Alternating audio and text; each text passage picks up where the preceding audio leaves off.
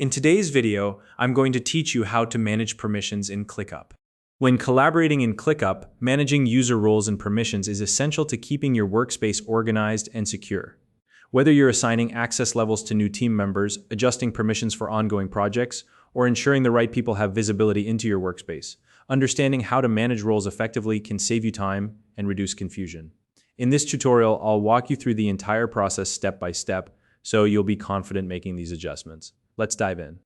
First, open your browser and navigate to www.clickup.com. Once you're on the site, log in using your preferred method, whether that's your email or a supported social sign-in option like Google or Microsoft.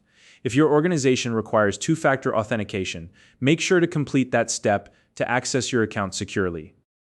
After logging in, you'll arrive at the ClickUp homepage. In the top right corner, locate your profile photo, or if you haven't uploaded a photo, your initials.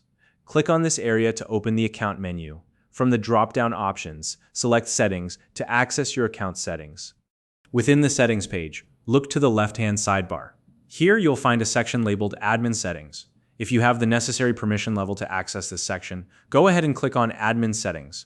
Once you're inside the Admin Settings area, select the People option. This will bring up a list of all users in your workspace. Next to each user's name, you'll notice their current role indicated. To make changes, click on the role indicator for the person you'd like to update. Now, you'll need to choose the appropriate role for the user. Let me quickly explain the options. Select Member if you want the user to have access to all public items within the workspace. Choose Limited Member if you want to restrict their visibility to only the specific items you've shared with them.